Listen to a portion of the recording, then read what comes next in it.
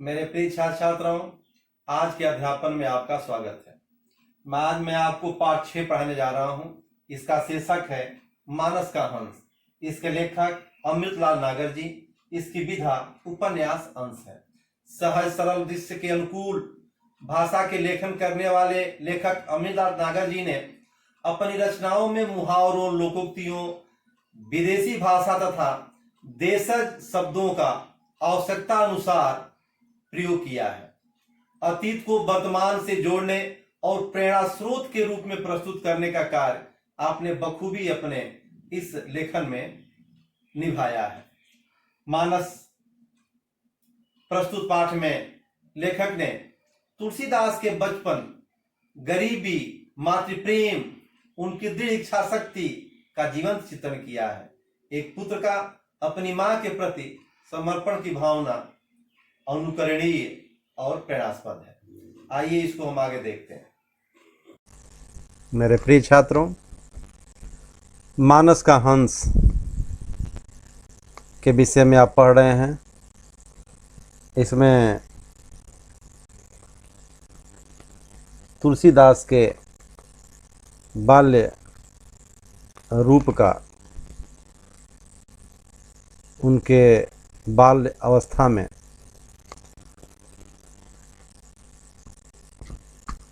अपने क्षमता से अधिक बढ़ करके जो उन्होंने अपने माता के प्रति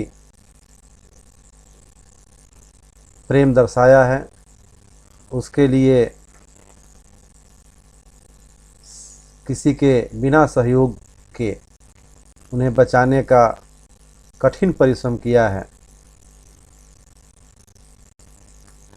उस छोटे उम्र में तुलसीदास के इस काया रूप का नागर जी ने बड़ा ही सुंदर और जीवन चित्रण किया है। आगे आइए पढ़ते हैं। मन पटल पर बीते दृश्य सजीव हो उठे। बीता हुआ दृश्य सजीव मतलब सामने प्रत्यक्ष हो गया। 4-5 वर्ष का नन्हा छोटा सा बालक कंधे पर झोली लटकाए आधी पानी में बढ़ा चला जा रहा है। भागने का प्रयत्न करे तो फिसलने का भय लगता है। पगडंडी पे आंधी थी और पानी वर्षा हो रही थी। पगडंडी पे बहुत जल्दी आगे बढ़ने का प्रयास कर रहा था तो फिसलन थी। धीरे चले तो आंधी पानी के तेज झोंके उसे डगमगा देते थे। सहसा मतलब अचानक देर से कड़कड़ा रही बिजली बच्चे से 200-300 कदम दूर एक पेड़ पर गिरे।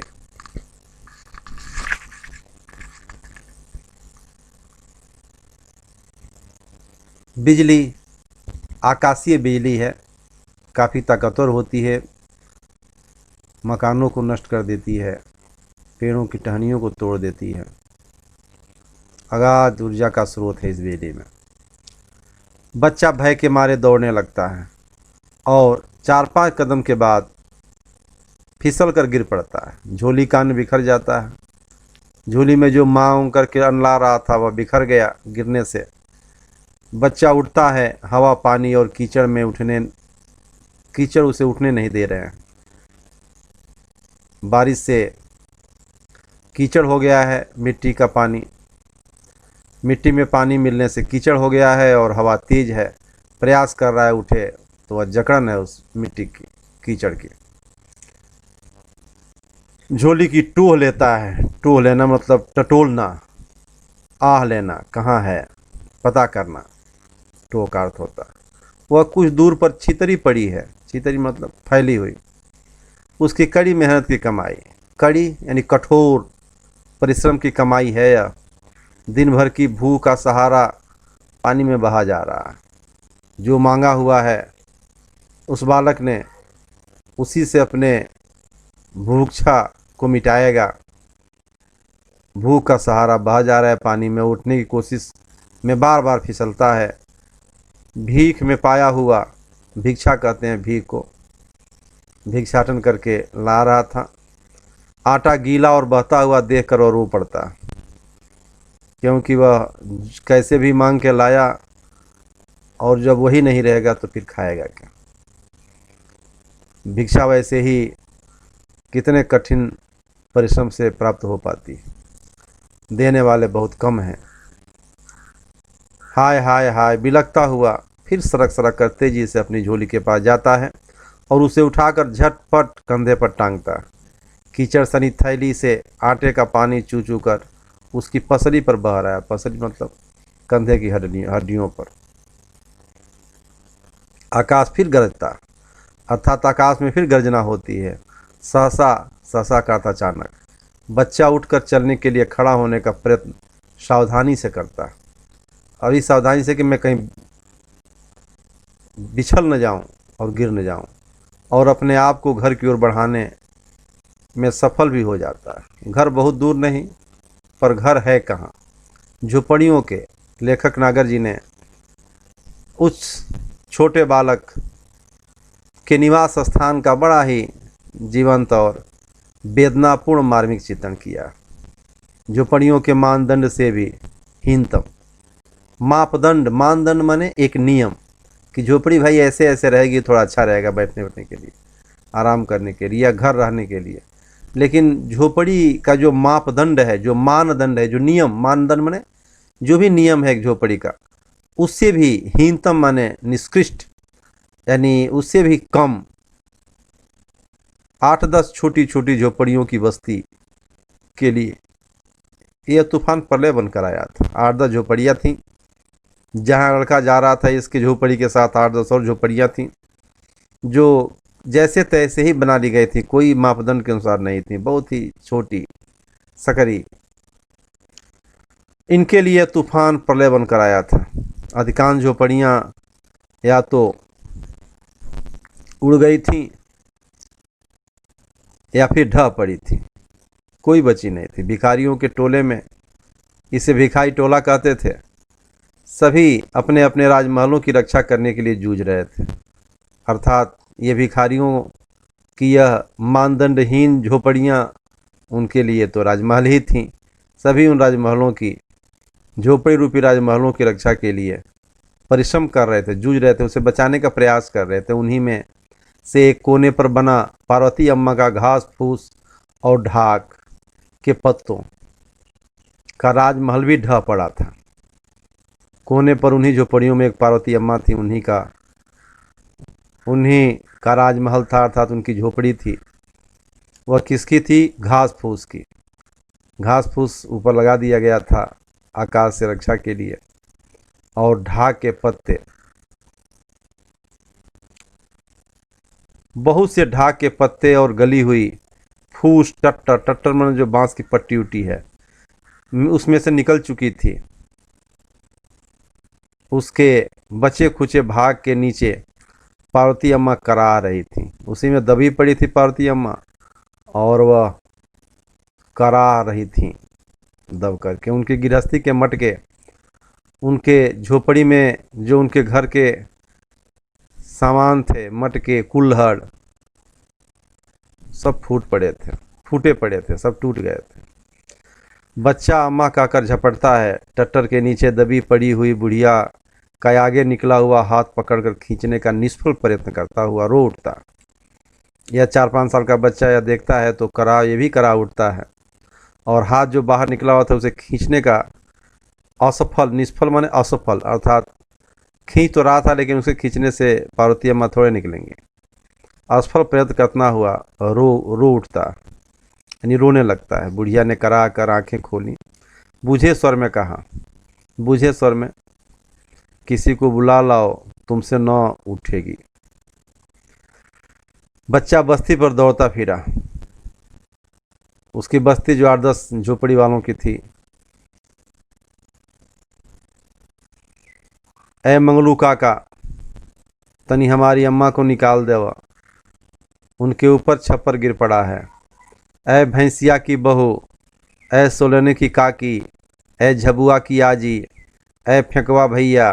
परंतु न काका ने सुना, न भैया ने, न आनी ने, आजी ने। पूरी बस्ती इस प्रलय प्रकोप के कारण त्रस्त है। त्रस्त है मन पीड़ा में है। क्योंकि सबके जो झोपड़ी रूपी राजमहल थे उड़ गए हैं, टूट गए हैं, धंस गए हैं, धंस नहीं गए, गिर गए हैं। और सब लोग अपने अपने राजमहल को बचाने में ही लगे, इनका कौन सुनेगा। गोदी के बच्चे और अंधे लंगड़े लूले असहाय जन हर जगह रिरिया रहे हैं। गरीब निरीह दीनहीन लोगों की यह बस्ती, उसमें गोदी में लिए हुए बच्चे, अंधे लंगड़े लूले असहाय लोग, जनमने असहाय लोग हर जगह रिरिया रहे हैं, अर्थात वो भी रो रहे हैं। बहुत से भिखारी, रिरियाना शब्द आया है, मतलब ईश्वर से प्रार्थना करते हुए रो रहे हैं कि बचाओ भगवान, बचाओ भगवान। अत्यंत बहुत से भिखारी इस समय आसपास के गांव में अपनी कमाई करने गए हुए हैं, अर्थात भिक्षा मांगने गए हैं, जिससे ला करके और भोजन करेंगे। अत्यंत अशक्त जन पीछे छूट गए हैं, और जो चल नहीं सकते, अशक्त, इसके पास शक्ति नहीं है, वो लोग अभी उधर ही पीछे ही हैं, वो अभी इन झोपड़ियों में आ नहीं पाए हैं। जैसे तैसे करके वे अपने ही ऊपर पड़ी विपत्ति से निपट रहे हैं। सारे लोग अपने अपने विपत्तियों से ही संघर्ष कर रहे हैं, दूसरे के सहयोग की इनको कहाँ शक्ति है और समय है। फिर कौन किसकी सुने, उसमें कौन किसकी सुनेगा। मूसलाधार पानी में भीगता, मूसलाधार बहुत भीषण वर्षा हो रही थी, उसको मूसलाधार कहते हैं, लगातार तेज पानी का गिरना। निराशा में डूबा हुआ राम बोला, ये लड़का 4-5 साल का राम बोला नाम था, कुछ क्षणों तक स्तब्ध खड़ा रहा। स्तब्ध अर्थात वहाँ शून्य होकर के खड़ा था। फिर धीरे धीरे अपनी गिरी हुई झोपड़ी के पास आया, देखा पार्वती अम्मा का हाथ वैसे ही बाहर निकला, भीग रहा था। उनके मुंह और शरीर पर भीगते छप्पर का बोझ भी यथावही था। भीगा हुआ जो छप्पर था वह भी उनके शरीर पे गिरा हुआ था, उसका बोझ अलग ही था। राम बोला कि मनोपीड़ा, मनोपीड़ा मन के अंदर जो अपने माता को देख करके उसके अंदर जो एक कष्ट हुआ, पीड़ा उठी, कुछ भी कर गुजरने के लिए चंचल हो उठी। वह छोटा सा बच्चा परेशान हो गया, कैसे भी करके अपनी माँ को हम बाहर निकालेंगे। इधर उधर सिर घुमाकर काम की वस्तु की खोज की। छप्पर का जो भाग फूस पत्ते विहीन होकर के पड़ा था, फूस यानी घास फूस तो उड़ गई थी, उसके ढाक के पत्ते भी उड़ गए थे, ऐसे ही था। उसके एक सिरे पर बांस का एक छोटा सा टुकड़ा बड़े बांस से जुड़ा हुआ बंधा था। बालक को लगा कि यह काम का है, बांस के इस टुकड़े को खींच लिया जाए, फिर इससे अम्मा की देह पर पड़े हुए छप्पर को ऊंचा उठा दिया जाए, जिससे कि अम्मा उसके नीचे सरक कर पौड़ें। कितनी बुद्धिमानी से काम लिया। अकेला छोटा सा बच्चा 4-5 साल का कैसे उठाए, कोई सहयोगी भी नहीं था। ऐसी स्थिति में उसने सोचा कि अगर एक छोटे से बांस के इस टुकड़े से इस छप्पर को उठा दिया जाए, टट्टर को, तो माँ के शरीर के ऊपर का बोझ हल्का हो जाएगा और वो आराम से लेट सकेगी। कुछ युक्ति सोचा राम बोला ने। बांस का टुकड़ा उपाय सूझते ही, उपाय सूझना, सूझना माने समझ में आते ही, सूझना माने यह देशज शब्द है। उपाय सूझते ही काम चल पड़ा, अर्थात वह कार्य के लिए पौड़े, पौड़े माने सोना, लोट-पोट के सोना। बांस का टुकड़ा खींचना शुरू किया तो टट्टर की पुरानी सुतली ही टूट गई। टूटने दो, अभी तो इस सिरे का छप्पर उठाना है। छप्पर के एक सिरे के नीचे बांस का टुकड़ा अड़ाकर उसे उठाना आरंभ किया। छप्पर का कोना तो तनिक सा ही उठ पाया, पर जोर इतना लगा कि कीचड़ में पांव फिसल गया, गिरा, फिर उठा। फंसा करके छोटा सा बालक उठाना चाहा, थोड़ा अभी उठा भी नहीं, थोड़ा सा उठा, तब तक उसका पैर फिसल गया, काफी जोर उसने लगाया था। अब की बार घुटने टेक कर बैठा और फिर बांस अड़ाया। अब वह समझा कि इसमें ऐसे नहीं होगा, ऐसा प्रयास करें कि हमारा पैर फिसले नहीं और पूरा दम लगाएंगे तो शायद उठ पाएगा और मेरी माँ बच जाएगी। छप्पर कुछ उठा सही, पर नन्हे हाथ बोझ न संभाल पाए। बालों को अपनी पराजय तो खली, अर्थात वह उठा लेकिन उसको संभाल नहीं पाया। अपनी पराजय खली मतलब उसको जो उठा नहीं पाया, छप्पर रोक नहीं सका उठे हुए छप्पर को, उसको वह बुरा लगा। पर अम्मा ऊपर का बोझ तनिक सा उठकर फिर मुंह पर गिरने से जब कराही तब उसे अनचाहे अपराध की तरह और भी खल गया। छप्पर जो उठा हुआ था वह नहीं रुका इसके हाथ से, और फिर वह गिर करके अम्मा के मुंह पर ही लगा, जिससे उनके कराहने पर बालक को और भी बड़ा कष्ट हुआ, पीड़ा हुई। ताव में अर्थात गुस्सा में आकर के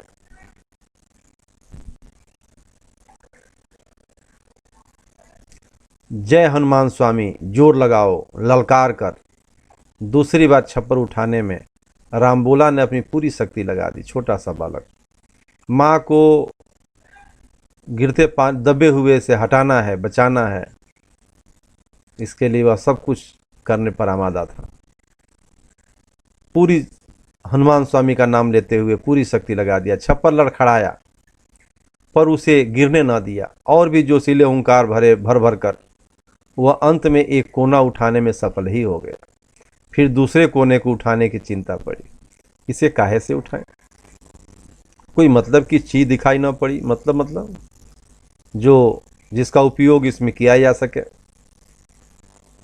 पड़ोसी के यहाँ कुछ खपच्चियाँ पड़ी थीं। खपच्चियाँ बांस की होती हैं, छोटी छोटी, जिनको टुकड़ा में काट करके रखा जाता है गाड़ने होने के लिए। इस बार मन हुआ कि उठा लाएं, पर कुछ ही देर में गाली मार के भय से वह उत्साह उड़न छू हो गया। उड़न छू हो जाना मुहावरा है।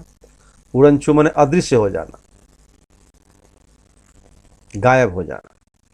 लेकिन लोग अगर पकड़ लिए तो गाली भी देंगे और मारेंगे। इस भय से वह उन खपच्चियों की तरफ गया नहीं, उसे उठाने का प्रयास नहीं किया। टहनी काम के योग्य सिद्ध न हुई। छप्पर के नीचे अम्मा की लठिया झांकती नजर आई। उसे लपक कर खींच लिया और उसके सहारे से किसी प्रकार दूसरा सिरा भी उठा लिया। 2 क्षणों तक अपने श्रम की सफलता को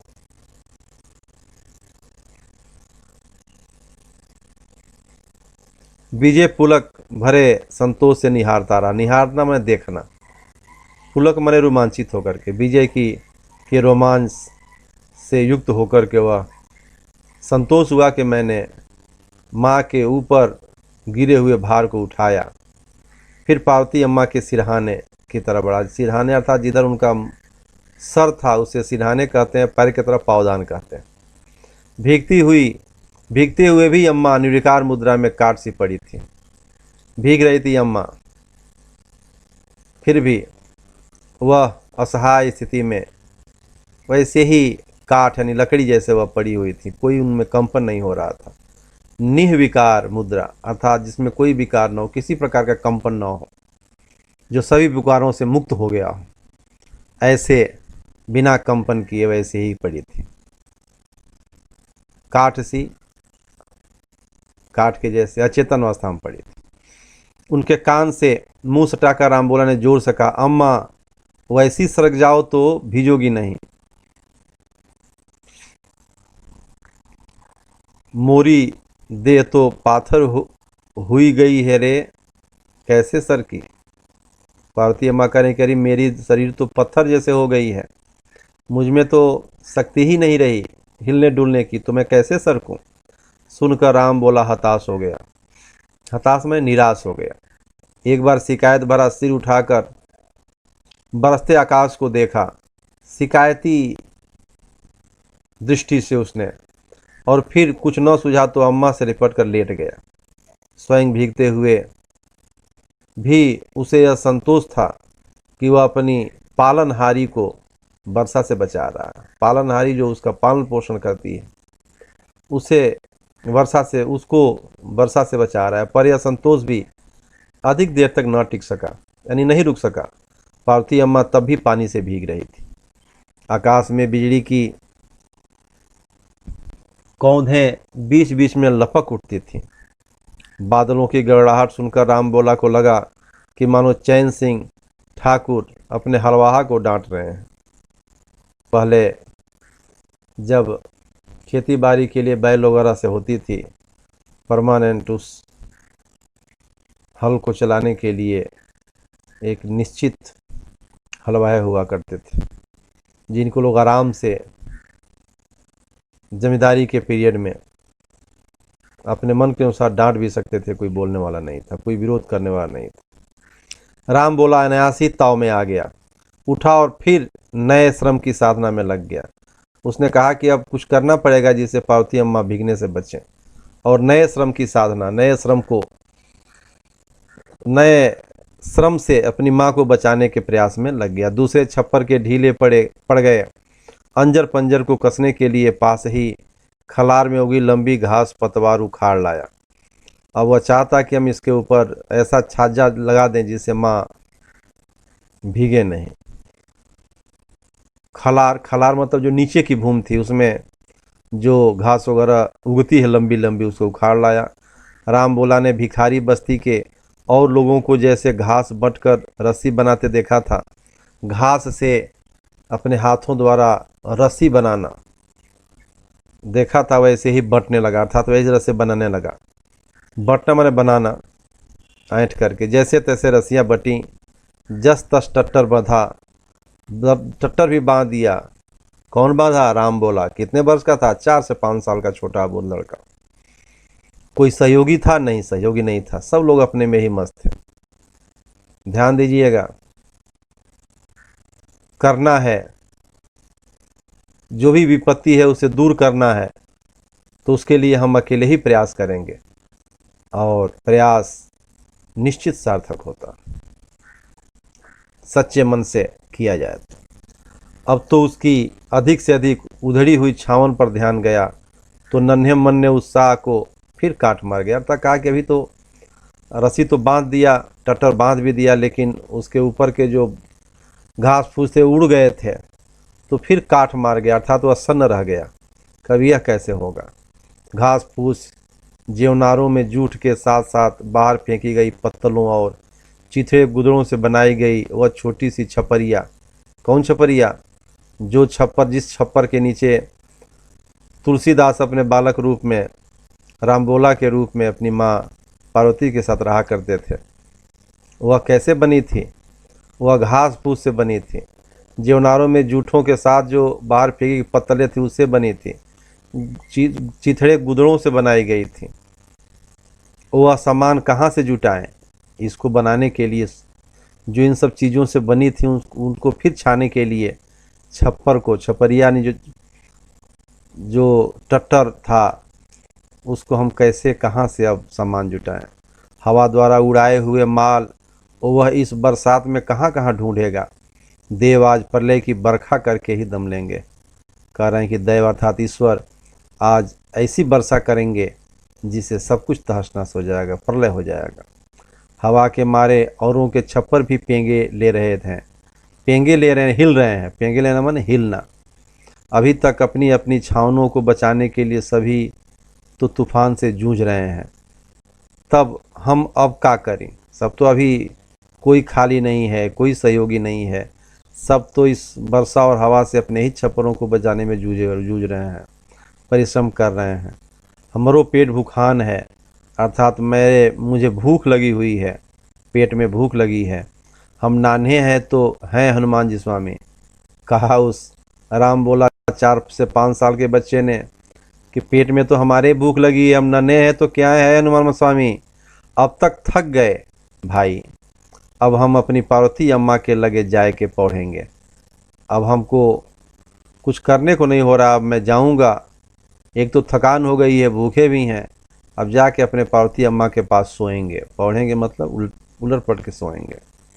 देव बरसे तो बरसा करें, हम क्या करें बजरंग बली, तुम ही बताओ। कहा कि अब देव ईश्वर बरसने के लिए तैयार हैं तो बरसने दो हे बजरंग स्वामी, तुम ही बताओ। तुमसे बने भाई तो राम जी के दरबार में हमारी गुहार लगाए आओ, और न बने तो तुमहू अपनी अम्मा के लगे जाए के पौड़ो। कहा कि हम तो भूख से परेशान हैं, पीड़ित हैं और थक भी गए हैं हे हनुमान स्वामी, अब तो देव बरसे तो बरसें, अब हम क्या करें बजरंग बली, तुम ही बताओ। अगर तुमसे हो सके, निवेदन कर रहा है वह बालक हनुमान जी से कि हे हनुमान स्वामी, आप ही हमारे सब कुछ हैं। अगर तुमसे बन पड़े तो जा करके हनुमान के भगवान के दरबार में गुहार लगाओ कि तुम बरसो मत, हम लोग परेशान हैं। और नहीं बन पड़ता है तो तुम भी अपनी अम्मा के पास जाओ और वहाँ पौढ़ो, अर्थात वहाँ सो जाओ। राम बोला खिसियाना सा होकर रेंगते हुए अपनी छपरिया में घुसा। बहुत गुस्सा में था। उसने खींच कर पार्वती अम्मा का हाथ सीधा किया तो ये पीड़ा से करा उठी, पर बड़ी देर से एक ही मुद्रा में पड़ी हुई जड़ बाँ सीधी हो गई।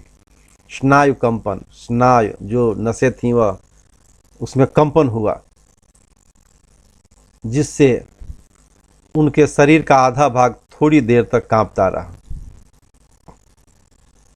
बालक के लिए यह आश्चर्यजनक भयदायक दृश्य तो अवश्य था, पर उसे यह कंपित देह पहले की मृतवत देह की स्थिति से कहीं अधिक अच्छी भी लगी।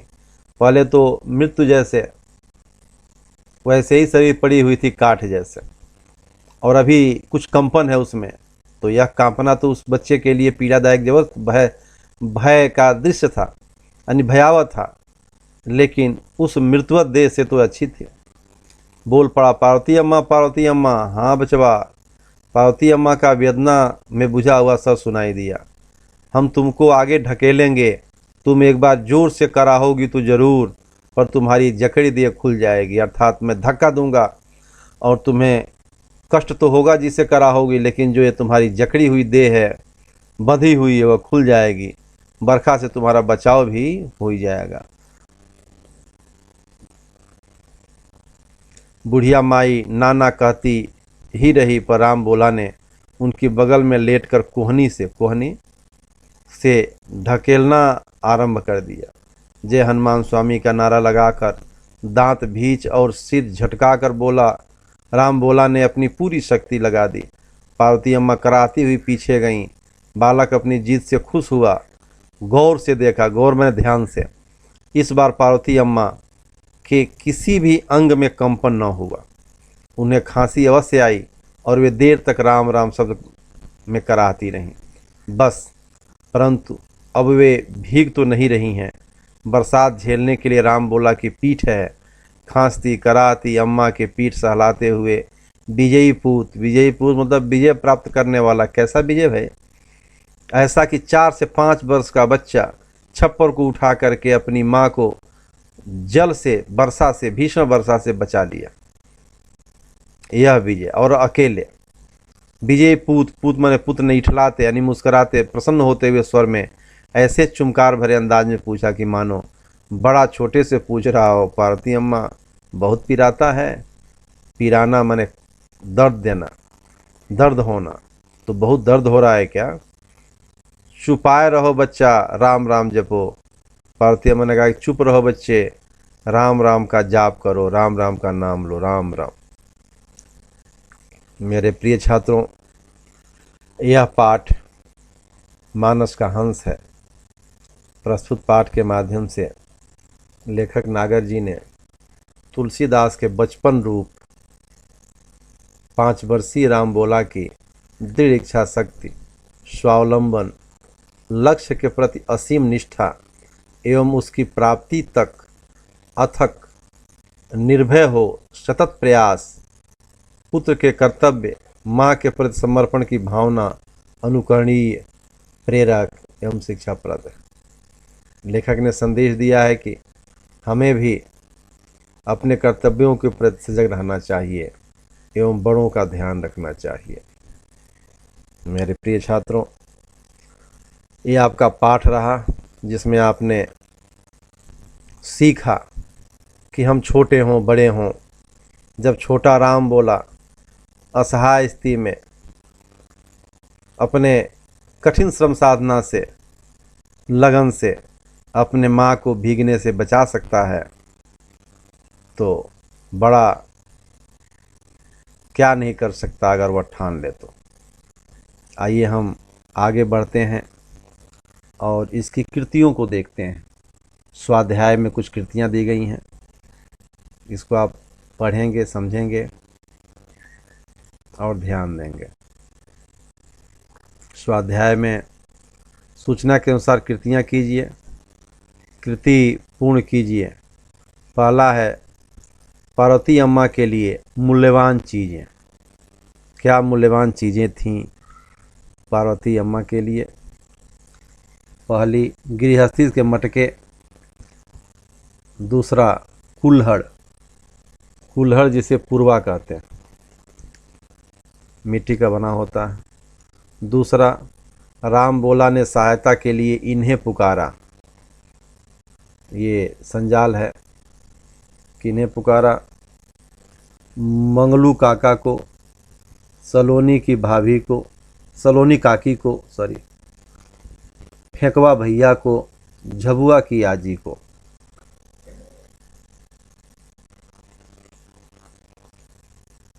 पानी में बहे जा रहे थे, विक्रम हो गया, पहले का दो था।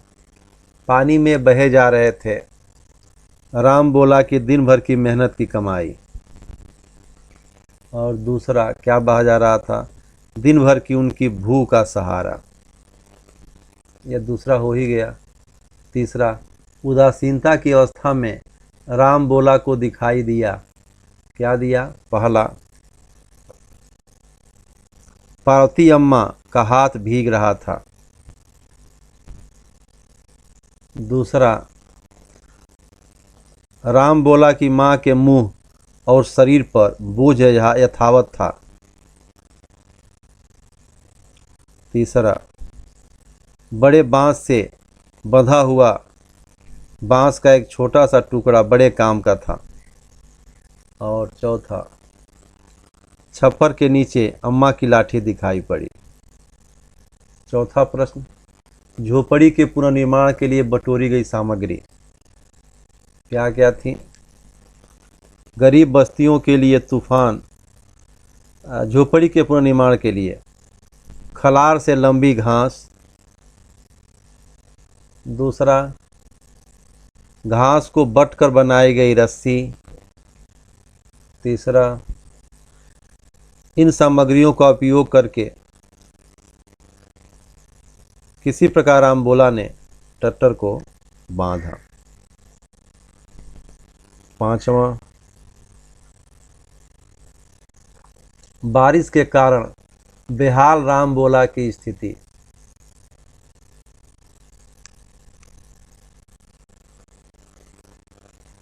बारिश के कारण बेहाल रामबोला की स्थिति। रामबोला का पेट भूखा है। दूसरा, शारीरिक कद छोटा है। तीसरा, वह थक गया है। चौथा, माँ के पास जाकर सोना चाहता है। आइए छठा देखिए, ऐसे प्रश्न तैयार कीजिए जिनके उत्तर में निम्न शब्द हों: प्रलय, श्रम साधना, खपच्चियाँ, बांस का टुकड़ा। पहला देख लीजिए, प्रलय। गरीब बस्तियों के लिए तूफान क्या बनकर आया? उसके उत्तर में क्या आएगा? प्रलय, लेकिन पहले लिखा नहीं जाएगा। दूसरा, श्रम की साधना। दुनिया में कौन सुखी रहते हैं? जो श्रम की साधना करते हैं। तीसरा, खपच्चियाँ। हाथ पांव की टूटी हड्डियों को जोड़ने के लिए डॉक्टर किसका प्रयोग करते हैं? और चौथा, बांस का टुकड़ा। राम बोला झोपड़ी में बड़े बांस से बंधा हुआ क्या देखा? यह वाक्य प्रयोग है। सातवां, पाठ में आए निम्न शब्दों के विलोमार्थक शब्द ढूंढ कर लिखिए। यह सब संपदा है जो गद्य में नहीं आएगा, पहले तीसरे प्रश्न के रूप में आता था, कृति के रूप में अभी नहीं आएगा।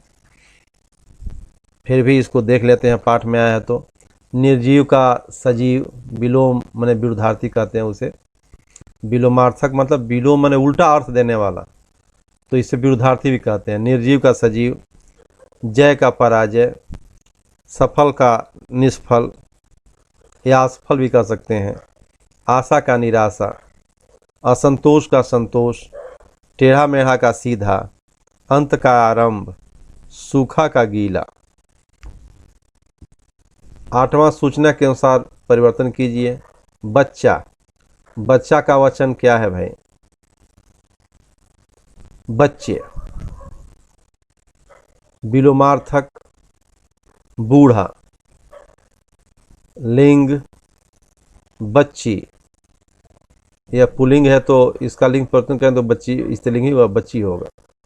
और समानार्थक, समानार्थक क्या है? बालक। अभिव्यक्ति है विरोधी स्थितियों में भी, विरोधी स्थितियों में मेहनत ही हमारी सहायक बनती है। इस पर अपने विचार लिखिए। विरोधी अर्थात विपरीत स्थितियां जब उत्पन्न होती हैं हमारे कर्मपथ पर, तो परिश्रम से ही हम उस विपरीत परिस्थितियों को अपने रास्ते से हटाते हैं। उन विपरीत परिस्थिति रूपी विविध बाधाओं को हम अपने पथ से हटा करके अपने उन्नत मार्ग आगे हम बढ़ जाते हैं। तो ये जो परिश्रम है यही हमारी सहायता करती है। इस पर अपने विचार आप लिखेंगे। अब आप इसको जो पाठ है उसको 4-5 बार पढ़ेंगे और पुनः समझेंगे। धन्यवाद।